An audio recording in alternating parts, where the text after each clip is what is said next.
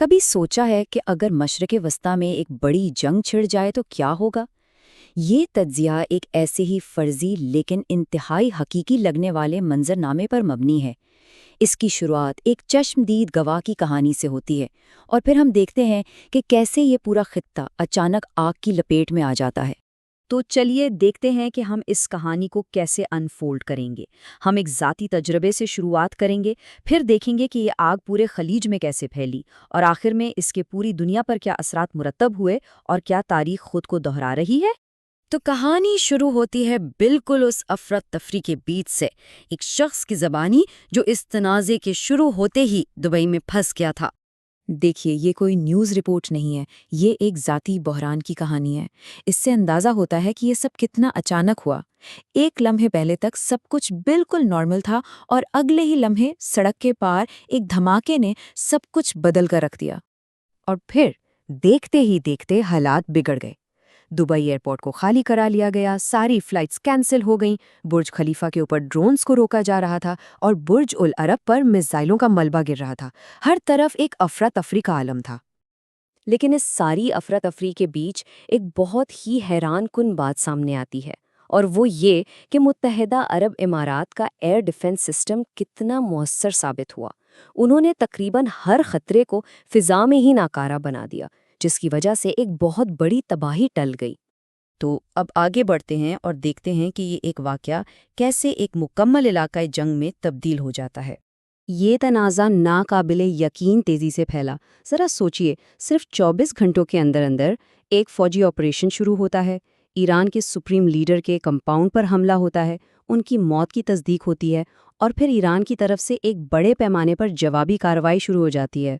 اور پھر وہ خبر آئی جس نے سب کو ہلا کر رکھ دیا۔ ایران کے سپریم لیڈر آیت اللہ علی خامنائی ایک فضائی حملے میں اپنے خاندان کے کچھ افراد سمیت ہلاک ہو گئے۔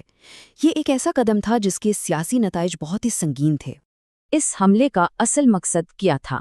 سابق امریکی صدر ڈونلڈ ٹرمپ کے اس بیان سے صاف ظاہر ہوتا ہے کہ اسٹریٹجک ہدف ایران کی فیصلہ ساز قیادت کو ہی ختم کرنا تھا۔ ایران کا جواب بھی اتنا ہی شدید اور وسیع تھا۔ انہوں نے نہ صرف فوجی اڈوں کو نشانہ بنایا بلکہ پورے خلیج میں بڑے شہروں، ہوٹلز اور ایئرپورٹس پر بھی میزائل داغے، جس سے یہ جنگ براہ راست عام آبادی تک پہنچ گئی۔ لیکن اس جنگ کی آگ صرف خلیج تک ہی محدود نہیں رہی، اس کے اثرات پوری دنیا میں محسوس کیے گئے، اور اس کی انسانی اور معاشی قیمت بہت بھاری تھی۔ ذرا اس عدد کو دیکھیں، 1 کروڑ۔ یہ ان ہندوستانی شہریوں کی تعداد ہے جو ان ممالک میں رہتے اور کام کرتے ہیں جہاں یہ حملے ہو رہے تھے۔ اس سے اندازہ ہوتا ہے کہ انسانی سطح پر کتنا کچھ داؤ پر لگا ہوا تھا۔ اس جنگ کی سب سے المناک تصویر شاید یہ ہے۔ ایران میں لڑکیوں کے ایک پرائمری اسکول پر بمباری کی گئی، اور کم از کم 100 معصوم بچیاں ماری گئیں۔ اور اس حملے کے فوراً بعد اسرائیل کے آفیشیل اکاؤنٹ سے یہ ٹویٹ آتی ہے: اسرائیل کو اپنا دفاع کرنے کا حق ہے۔ ایک طرف معصوم بچوں کی ہلاکت اور دوسری طرف سرکاری جواز۔ یہ زمینی حقیقت اور بیانیے کے درمیان ایک گہرا تضاد ہے۔ اب بات کرتے ہیں معاشی قیمت کی۔ ہندوستان کا 50% سے زیادہ خام تیل آبنائے ہرمز سے گزرتا ہے، اور یہ راستہ اب ایک جنگی میدان بن چکا ہے۔ تو ہندوستان کے لیے سب سے بڑا خطرہ کیا ہے؟ ایک ڈراؤنا خواب کہ ایران آبنائے ہرمز کو بند کر دے، جس سے تیل کی سپلائی رک جائے گی اور ملک میں مہنگائی کا ایک طوفان آ جائے گا۔ یہ سب کچھ ہوا کیسے؟ آخر ہم اس نہج پر پہنچے کیسے؟ اس کو سمجھنے کے لیے ہمیں تھوڑا پیچھے جانا ہوگا۔ دیکھیے، یہ سب کچھ راتوں رات نہیں ہوا۔ ایران میں معاشی بحران، بڑے پیمانے پر مظاہرے، پھر حکومتی کریک ڈاؤن، اور اسی دوران خطے میں امریکی فوج کا جمع ہونا، اور اس سب کے بیچ حملے سے ٹھیک 1 دن پہلے امن معاہدے کی ایک امید بھی تھی۔ عمان کے وزیر خزانہ کا یہ بیان اس المیے کو اور بھی گہرا کر دیتا ہے۔ سوچیں کہ خطہ اس تباکن جنگ سے بچنے کے کتنے قریب تھا، صرف 1 دن کا فاصلہ تھا۔ اور اس حملے کا مقصد صرف قیادت کو ختم کرنا نہیں تھا۔ ڈونلڈ ٹرمپ کا یہ ٹویٹ، جو ایرانی عوام کے نام تھا، اس سے صاف ظاہر ہوتا ہے کہ اصل مقصد حکومت کی تبدیلی تھا۔ یہ سب کچھ دیکھ کر ایک بہت اہم سوال ذہن میں آتا ہے، کیا یہ کہانی ہم نے پہلے بھی کہیں دیکھی ہے؟ ذرا عراق جنگ کے جواز اور اس حملے کے جواز کو آمنے سامنے رکھ کر دیکھیں۔ الفاظ تقریباً ایک جیسے ہیں، ایک ظالم آمر کو ہٹانا اور عوام کو آزادی دلانا۔